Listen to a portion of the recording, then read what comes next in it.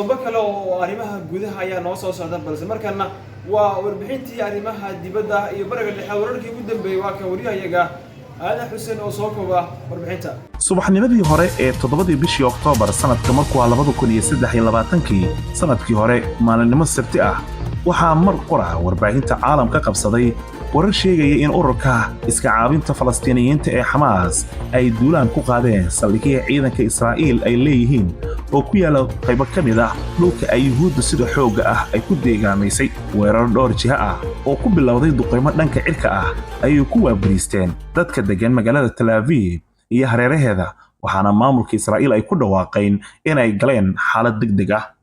dhaqdhaqaaqa wax iska caabinta Hamas ee reer Falastiin ayaa weerarkani ugu magac daray duufaanta Al-Aqsa waxaana ay ku tilmaameen in weerarkan uu yahay mid ay kaga jawaabayaan gardarada ciidanka Israa'iil ay ka wadaan gudaha dalka Falastiin.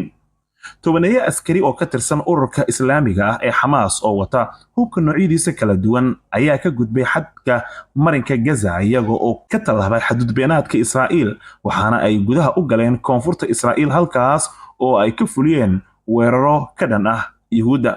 laga soo bilaabo sanadkii 2006 waxaa maamulka marinka Gaza gacanta ku hayay kooxda Islaamiga ah ee Hamas. maamulka Israa'iilna waxa ay hubin jireen wax waliba oo ka soo baxaya ama galaya magaaladaasi. garabka Hamas ayaa 7 bishii Oktoobar ka gudbay xuduudaas isla markaana gudaha u galay dhulka ay Israa'iil ay haysato halkaas waxa ay ku dileen ciidamo halka qaar kale oo ay la jiraan shacab koobanna ka soo qafaasheen isla haatan qaarkood ay gacanta ay ku hayaan.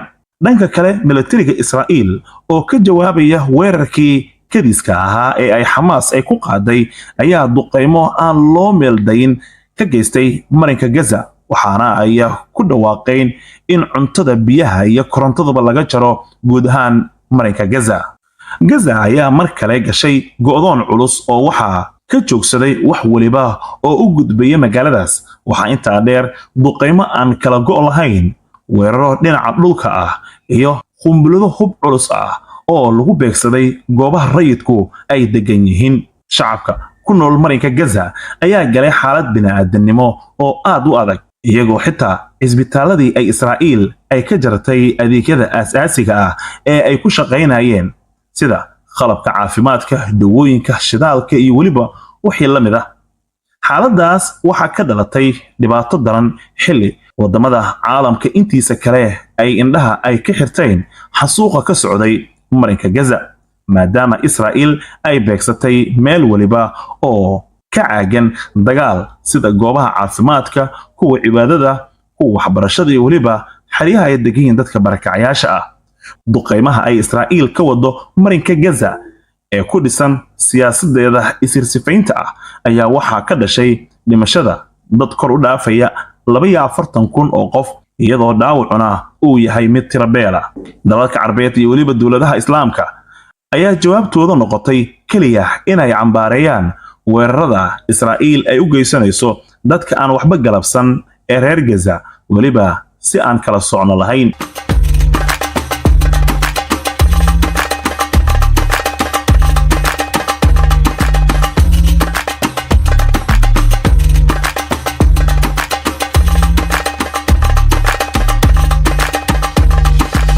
dhanka kale wadamada reer galbeedka gaar ahaan dalka Mareykanka ayaa taageero dhinac waliba ah u muujiyay maamulka Israa'iil waxaana uu gacanta u geliyay nooc kasta oo hub ah agabka militariga iyo in uu ka hor istaago dhowr soo jeedin oo ka timid golaha ammaanka ee qaramada midoobay.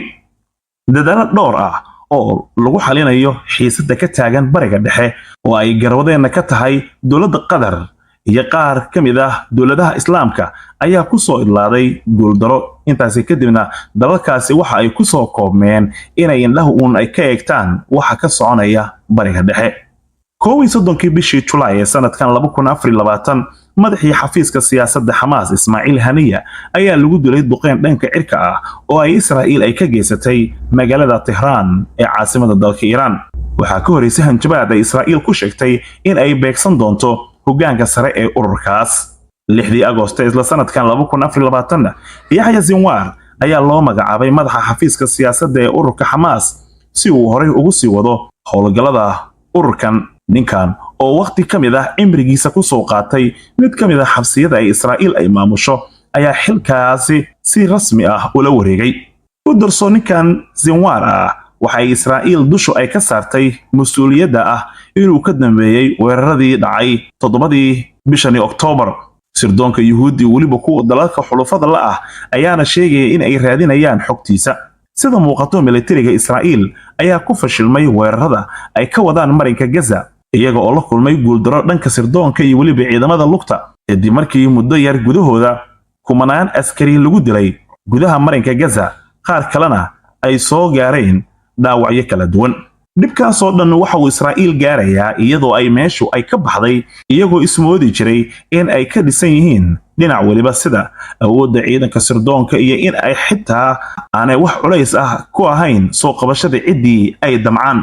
dibadbaxyo ay dhigayaan dadka ehladooda gacanta Xamaas ku jira ayaa sii xoogaysanaya waxaana ay hareerayeen guriga ra'iisul wasaaraha Israa'iil Benjamin Netanyahu. mar waxaa dhacday in wadahadal lagu sii daayay maxaabiista qaar ee ku jiray gacanta Xamaas. taasi waxa ay fashil siyaasadeed dhexda ay ka dhigtay xukuumadda Netanyahu.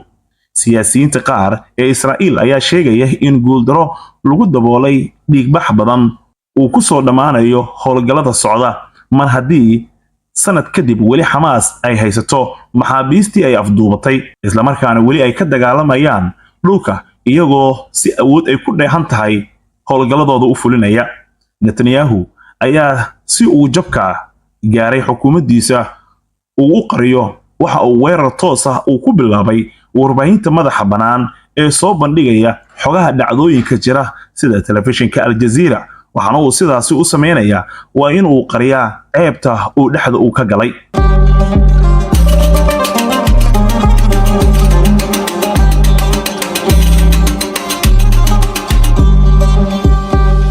sanad kadib Israa'iil xasuuqa ay ka waday bariga dhexe kuma uusan ekaanin Gaza waxa uu markaa baaruuda ay gaarsiisay meelo kala duwan oo bariga dhexe ah waxaana wadnaha farta lagu hayaa in uu qarxo dagaalka saddexaad ee dunida marka laga tusaale qaato dhaqdhaqaaqyada socda ee hadda ay ku soo biirtay xukuumadda Tehran iyo wadamo badan oo ka soo horjeeda siyaasad ahaan Israa'iil. guud ahaan qormadii aan ugu talagalnay inaan idinkugu soo koobno hal sano kadib iyo xaaladda magaalada Gaza halka ha inoo joogto.